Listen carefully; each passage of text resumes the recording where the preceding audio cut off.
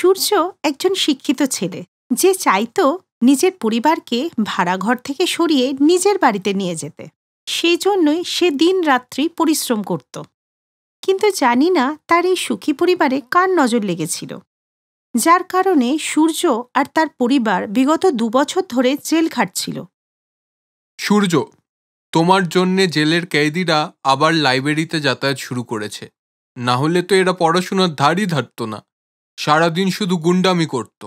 Sir, যতদিন আমি আর আমার পরিবার এই জেলে আছি, আমরা কোনো না কোনো কাজে লেগে থাকতে চাই, যাতে আমরা ভুলে যাই যে আমরা জেলে আছি। তুমি আর তোমার পরিবার সত্যি এই জেলের কয়েদিদের জন্য একটা উদাহরণ। তোমার মা জেলের রান্নাঘরে সম্পূর্ণ সহযোগিতা করে, আর তোমার বাবাও কিছু না কিছু করতে থাকেন। একটা কথা জিজ্ঞেস করব? হ্যাঁ স্যার, বলুন না। সূর্য, তোমার আর তোমার পরিবারকে দেখে মনে হয় না যে তোমাদের বাড়ির থেকে 2 নম্বরের মাল পাওয়া যেতে পারে। আসলে সেদিন কি হয়েছিল? স্যার, সেদিন হয়তো আমাদের ভাগ্যটা খুবই খারাপ ছিল যে আমরা আমাদের বাড়ির মালিককে বিশ্বাস করে নিয়েছিলাম। আমি সেই ঝড় বৃষ্টির রাতে সবে কাজ থেকে বাড়ি ফিরেছিলাম। বাবা সূর্য, খাবি আয়, তোর বাবা ডাকছে। হ্যাঁ, যাচ্ছি মা। 1 সেকেন্ড দাঁড়াও, কেউ হয়তো এসেছে। এখন আবার কে এলো? দরজা খুলে দেখলাম সামনে বাড়ির মালিক। কি বাবা, ঘুমিয়ে পড়লে নাকি? না না আঙ্কেল, আসুন না, আমরা সবাই খেতেই বসছিলাম।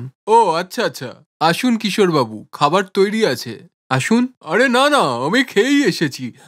আসলে আমার একটা কাজ আছে, আমি আমার শ্বশুরবাড়ি যাচ্ছিলাম। আমাদের ফিরতে 2 দিন লাগবে।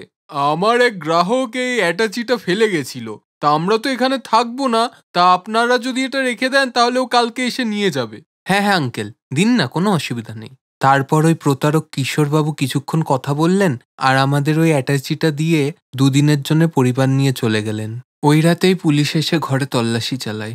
আমরা বলতেই থাকলাম যে এই অ্যাটাচিটা আমাদের না, কিন্তু পুলিশ আমাদের কথা বিশ্বাস করলো না। আর এইভাবেই ওই কিশোরবাবু বেঁচে গেলেন আর আমরা ফেঁসে গেলাম। স্যার, আমি একা জেল খেটে নিতাম, কিন্তু আমার মা আর বাবাও এই ঝামেলায় ফেঁসে গেল। পুলিশ আমার পরিবারকেও দোষী ধরে নিল। আজ আমার মা বাবা সবাই জেল খাটছে। চিন্তা করো না সূর্য, এক না একদিন ওই কিশোরকে ওর অপরাধের শাস্তি পেতেই হবে। একবার প্রমাণ পেলেই তুমি আর তোমার পরিবার এই জেল থেকে ছাড়া পেয়ে যাবে। সূর্য যখনই তার নির্দোষ মা বাবাকে জেল খাটতে দেখে, তখনই ওর চোখে জল এসে যায়। সূর্যর মা যেই জেলে বন্দী ছিল, সেখানে আরেকটি মেয়ে আর তার মাও বন্দী ছিল, আর ওরাও কোনো দোষ না করেই শাস্তি পেয়েছিল। হঠাৎই ওই মহিলার শরীর খারাপ হয়ে যায়। জেলের ডাক্তার দেখে বলেন, ওনার কাছে আর বেশি সময় নেই, ওনার অসুখ খুবই পুরনো, তাই আর কিছু করার নেই, সরি। আমার গীতার খেয়াল কে রাখবে? জেল থেকে বেরোনোর পরও তো অনাথ হয়ে যাবে। মা, তোমার কিচ্ছু হবে না, কয়েক মাসের তো ব্যাপার, তারপর আমরা জেল থেকে বেরিয়ে যাব, তোমার কিচ্ছু হবে না। না রে মা, আমার কাছে আর সময় নেই। সুশীলা বোন, এই জেলে একমাত্র আমি তোমাকে নিজের ভেবেছি। আমার মেয়েকে একটু দেখো, আর যদি পারো নিজের ঘরের বউ বানিয়ে নিও, এই আমার অনুরোধ। চিন্তা করো না গায়ত্রী বোন, এই মুহূর্তেই জেলের মধ্যেই আমার ছেলের সাথে তোমার মেয়ের বিয়ে আমি দেব। বাবা সূর্য, আমার এই সিদ্ধান্তে তোর কোনো আপত্তি নেই তো? না মা, আমার কোনো আপত্তি নেই। আমি জানি যে গায়ত্রী আন্টি আর গীতাও আমাদের মতো দুর্ভাগা হয়ে এই জেলে ফেসে আছে। গায়ত্রী আন্টি নিজের প্রাণ বাঁচানোর জন্য আজ থেকে 15 বছর আগে নিজের স্বামীকে মেরেছিলেন, কিন্তু তখন উনি ওটা না করতে পারলে ওই অত্যাচারী স্বামীর হাত থেকে নিজের মেয়েকে বাঁচাতে পারতেন না। আমার আজকেও মনে আছে, যখন গায়ত্রী দেবী এসেছিলেন তখন গীতার বয়স ছিল 7 বছর। ওনার ওপর নিজের মাতাল স্বামীকে খুন করার দায় ছিল, তাই তিনি কোর্টে আবেদন করেছিলেন গীতাকে সাথে রাখার। ওই দিন থেকেই দুজন বেচারি মা মেয়ে জেলে দিন কাটাচ্ছে। সূর্য, আমি সব শুনে নিয়েছি, তোমার আর গীতার বিয়ে এই জেলে ধুমধাম করে হবে। এই শুনে গায়ত্রীর চোখে খুশির জল চলে আসে, আর জেলের সব কয়েদিরা ঝটপট করে বিয়ের কাজে লেগে যায়। ওই দিন সন্ধেবেলাতেই গীতা আর সূর্যের বিয়ে হয়ে যায়, আর বিয়ের পর ওরা সবারই আশীর্বাদ নেয়, আর গায়ত্রী দেবীও ওদের মাথায় হাত দিয়ে আশীর্বাদ করেই মারা যান। গায়ত্রী দেবী চলে গেলেই গীতা কান্নায় ভেঙে পড়ে। গীতা জানতো যে ওর মা চলে যাবে, কিন্তু মা তো মাই হয়, তাই না? চুপ করে যা মা, আজ থেকে আমিই তোর মা, আর কাঁদিস না মা। শান্তিতেই মরলেন, না হলে তো মেয়ের চিন্তায় প্রাণটা আটকে থাকতো।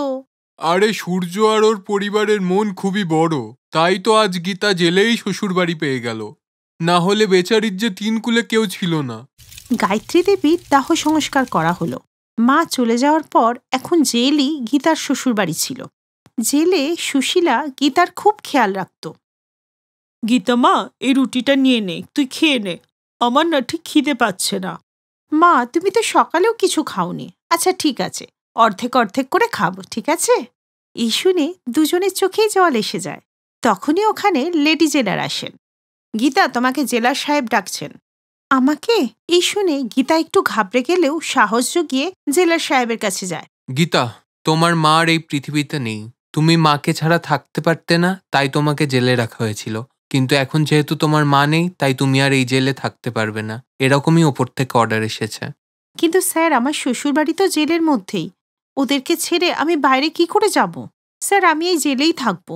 তখনই ওখানে সূর্য আর তার পরিবারও চলে আসে। গীতা, তুমি বাইরে যাবে, আমি চাই তুমি যাও। তুমি তোমার জীবন আর এই জেলে কাটাবে না। কিন্তু সূর্য, তুমি এখানে, মা বাবা সবাই এখানে, আমি একলা বাইরে কি করব তোমাদেরকে ছাড়া? গীতা, আমার বন্ধু বিষ্ণুর সাথে আমি কথা বলে নিয়েছি, ও তোমাকে নিতে চলে আসবে। তুমি ওর পরিবারের সাথে কিছুদিন থাকো, কারণ স্যার বললেন যে আমাদের ভালো ব্যবহারের জন্য আমাদের খুব তাড়াতাড়ি ছেড়ে দেওয়া হবে, তাই তুমি যাও। হ্যাঁ বৌমা, তুমি যাও, আর আমাদের অপেক্ষা করো, আমরা খুব তাড়াতাড়ি জেল থেকে বেরিয়ে যাব। এরপর গীতা সবার কাছ থেকে অনুমতি নিয়ে জেল থেকে বাইরে চলে আসে, যেখানে সূর্যর বন্ধু বিষ্ণু ওর জন্য অপেক্ষা করছিল। গীতার চোখে জল ছিল। বিষ্ণু তার স্ত্রী আর 2 বছরের মেয়ের সাথে বাস করত। গীতা কিছুদিনের মধ্যেই ওদের পরিবারের মধ্যে মিশে যায়, কিন্তু ওর মন সবসময় খারাপ থাকত। তারপর একদিন যখন ওরা সবাই মিলে মন্দির থেকে অটো করে ফিরছিল, তখন বিষ্ণুর নজর যায় সূর্যর বাড়িওয়ালার উপর। গীতা বৌদি, ওই যে বদমাসটা, ওর জন্যই আজ সূর্য আর তার পরিবার জেলে। কিশোর একটা বদমাশকে কিছু জিনিস দিয়ে ওর বিনিময়ে টাকা নিচ্ছিল। এই দেখে গীতা তখনই পুলিশকে গিয়ে সব কথা বলে দেয়। আর পুলিশ এসে কিশোরকে ধরে নিয়ে গিয়ে 2 ঘা মারলে সে ভয় পেয়ে সবকিছু বলে দেয়, আর তার জেল হয়। গীতা, আজকে তোমার জন্য আমার পরিবার নির্দোষ প্রমাণ হলো। তোমার জন্য আদালতে আজ আমরা নির্দোষ প্রমাণ হলাম। তুমি না থাকলে যে কি হতো। হ্যাঁ বৌমা, আজ তোমার জন্য আবার আমরা মাথা তুলে বাঁচতে পারবো। বিষ্ণু, যার তোর মতো বন্ধু আছে তার ওপর কোনো বিপদ আসতে পারে না। থ্যাংক ইউ বন্ধু। হে ভগবান, তোমাকে অশেষ ধন্যবাদ যে তুমি আমাদের ডাক শুনে আমাদের পরিবারের খুশি আবার ফিরিয়ে দিয়েছো। সূর্য আবার চাকরি করতে শুরু করে, আর তারপর আস্তে আস্তে সব ঠিক হয়ে যায়।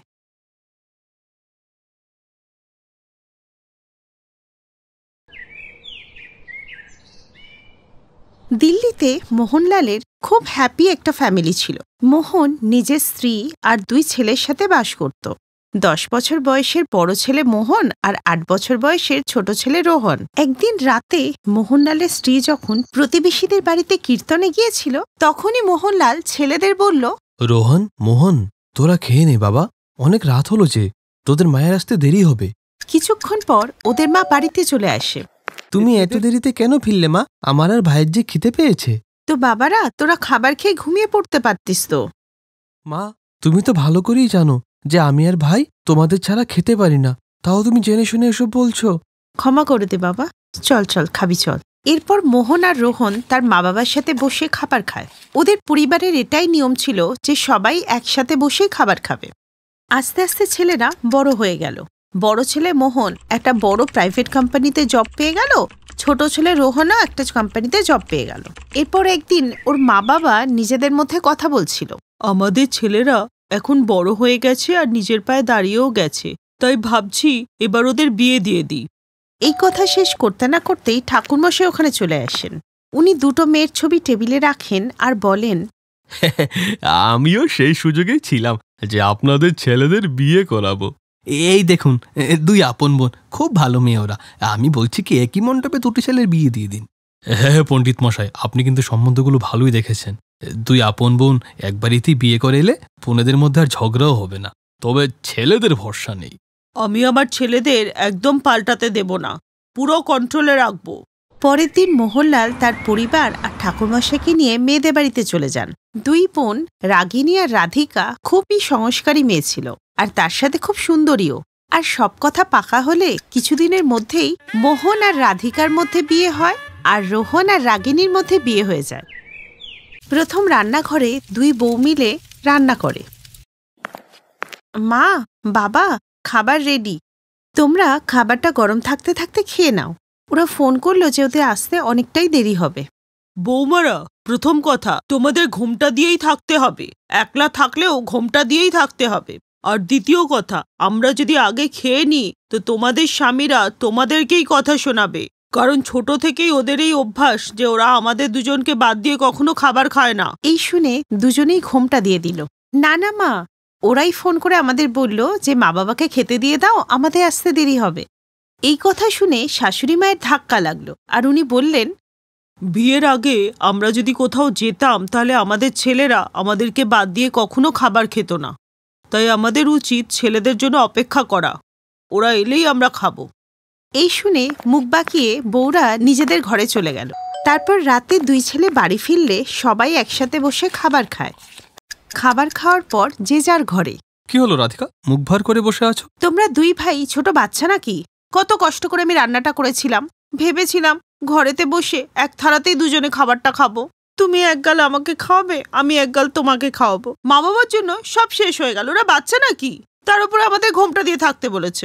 এই ছোট্ট একটা ব্যাপার নিয়ে তুমি মুখ গোমরা করে বসে আছো? ঠিক আছে, কাল তুমি খাবারটা ঘরে নিয়ে এসো, আমি কোনো না কোনো বাহানায় ঘরে এসেই খাবো। আর ঘোমটা দিলে সমস্যা কোথায়? আর অন্যদিকে অন্য ঘরে রাগিনী আর রোহন এইসব নিয়েই কথা বলছিল। পরের দিন রাগিনী খাবার এনে টেবিলে রেখে দেয়। ওখানে ও শ্বশুর শাশুড়ি বসেছিল। বাবা, মা, মোহনের আসতে আজকে দেরি হবে, ও বলেছে তোমাদেরকে খাবারটা দিয়ে দিতে। এবার যদি তোমাদের আমরা খাবারটা না দিই তো ও এসে রাগারাগি করবে। প্রথম কথা, ঘোমটাটা একটু নিচে করো, নিচে। আর মোহন কোনো রাগটা কিছুই করবে না, ওকে আমি বুঝিয়ে দেব। যতই সে বাইরে থেকে খাবার খেয়ে আসুক না কেন, আমাদের সাথে বসে ও খাবার খাবেই। আবার রাধিকার রাগ হয়ে গেল। রাতে মোহন যখন বাড়ি ফিরল তখন সবাই খাবার টেবিলেই বসেছিল। রোহন আর ওর বউও ওখানেই ছিল।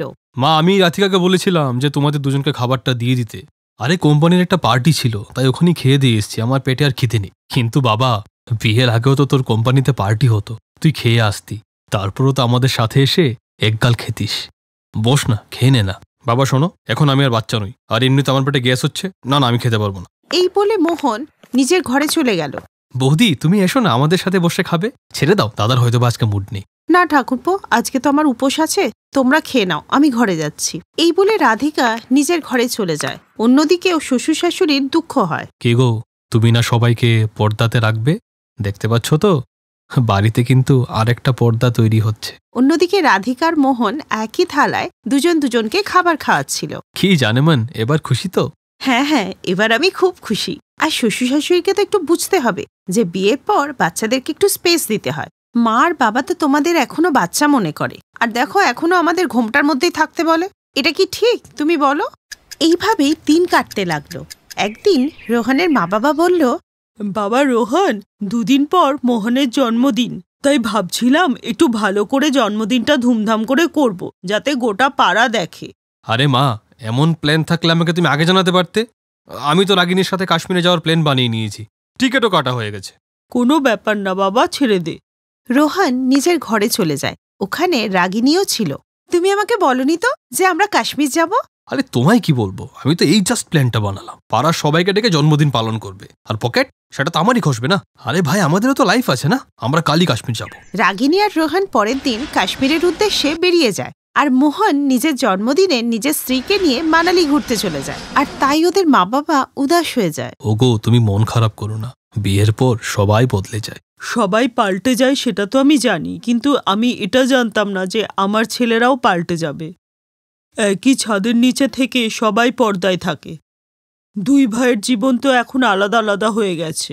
এইভাবেই দুই ভাই নিজেদের পুরো সময় নিজেদের স্ত্রীকেই দিতে থাকে। না ওরা কোনো ফ্যামিলি ফাংশনে যেত, না ওরা একসাথে বসে খাবার খেত। কিছু বছর পর রাগিনী একটা ফুটফুটে মেয়েকে জন্ম দিল। অন্যদিকে রাধিকা একটা ছেলেকে। কিছু মাস পরে মোহন আর রোহন নিজের স্ত্রীকে নিয়ে ওদের মা বাবার সামনে এলো। মা বাবা, সিদ্ধান্ত করেছি আমাদের ছেলে মেয়েদের হরিদ্বারে নিয়ে গিয়ে ন্যাড়া করাবো। বাহ, খুব ভালো সিদ্ধান্ত বাবারা। যা, ভালো করে কাজটা সেরে আয়, কোনো কিছুর প্রয়োজন হলে আমাদের জানাস। এই কি বলছো তোমরা? তোমরা আমাদের সাথে যাবে না? যদি এমন ছিল তো তোমরা আমাদেরকে আগে বলতে পারতে। আমি আর তোমার বাবা তীর্থযাত্রায় বেরোবো বলে প্ল্যান করেছি, আর তার জন্য টিকিটও করা হয়ে গেছে। মা বাবার মুখ থেকে এই কথা শুনে রোহান আর মোহানের এই প্রথম ঝটকা লাগলো। ওরা নিজেদের ভুলটা বুঝতে পারলো, কিন্তু ওরা কিছু বলতে পারলো না। পরের দিনই ওদের মা আর বাবা তীর্থযাত্রায় বেরিয়ে গেলে ওরা সিদ্ধান্ত নেয়, দাদা, বাবা আর মাই যদি আমাদের সাথে না যায় তাহলে আমরা হরিদ্বারে গিয়ে কি বা করব? তাই কাউকে না ডেকে বাড়িতেই ছেলে মেয়েদের ন্যাড়া করে দিই। কি বলিস? তখনই ওখানে ওদের বউরা চলে আসে। সবকিছু আমাদের জন্যই হয়েছে। বিয়ের পর আমরা শুধু নিজেদের কথাই ভেবেছি, নিজেদের প্রাইভেসির কথাই ভেবেছি। আমরা আমাদের মা বাবাকে কষ্ট দিয়েছি, তাই ভগবান আমাদের সাথে এটা করলো। দিদি ঠিক বলছে দাদা, যখনই তারা কোনো প্ল্যান করেছে আমরা ভেস্তে দিয়েছি। এখনো যদি আমরা না পাল্টাই তাহলে ভবিষ্যতে গিয়ে আমাদের ছেলেমেয়েরাও আমাদের সাথে এরকমই করবে। চারজন নিজেদের মধ্যে কথা বলছিলেন, ঠিক সেই সময় ওদের মা বাবা চলে আসে। যাক, তাহলে এইভাবে অন্তত তোমরা নিজেদের ভুলটা তো বুঝতে পারলে যে একই ছাদের নিচে থেকে পর্দায় থাকা যায় না। তোদের যদি প্রাইভেসির দরকার ছিল আমাদের বলতে পারতিস, আমরা কি বারণ করতাম? কিন্তু এইভাবে একে অপরকে এড়িয়ে যাওয়া, মিথ্যে বলা, এইগুলো তো ঠিক না, তাই না বাবা? বাবা, এতে তোমাদের ছেলেদের কোনো দোষ নেই, সব দোষ আমাদেরই। দিদি ঠিক বলছে, সব দোষ আমাদেরই। আমাদের ক্ষমা করে দাও, আমরা এমনটা আর করব না। হ্যাঁ মা, প্লিজ আমাদের ক্ষমা করে দাও। বাচ্চারা তো ভুল করেই থাকে না। আর তোমরা তো তীর্থযাত্রার জন্য যাচ্ছিলে। আমরা এই সমস্ত নাটকটা তোমাদেরকে শিক্ষা দেওয়ার জন্যই করেছিলাম। কালকে আমরা একসাথেই হরিদ্বার যাব। পরের দিন পুরো পরিবার হরিদ্বারে যায় আর দুই বাচ্চা ওখানেই ন্যাড়া হয়। ওই দিনের পর থেকে পরিবারে যে পর্দাটা পড়েছিল সেটা চিরকালের জন্য সরে যায়, আর সবাই একসাথে হাসি খুশি থাকতে লাগে। Best buddies. হ্যালো ফ্রেন্ডস, এই ভিডিওটা দেখার জন্য ধন্যবাদ। যদি এই ভিডিওটা তোমাদের ভালো লেগে থাকে তাহলে প্লিজ লাইক, সাবস্ক্রাইব আর কমেন্ট অবশ্যই করবে এই ভিডিওতে। আর হ্যাঁ, শেয়ার করতে ভুলো না কিন্তু। আরো অনেক মজাদার ভিডিও দেখার জন্য নিচে দেওয়া এই বেল আইকনটাকে প্রেস করো। দেখতে থাকো বেস্ট বাডিজ।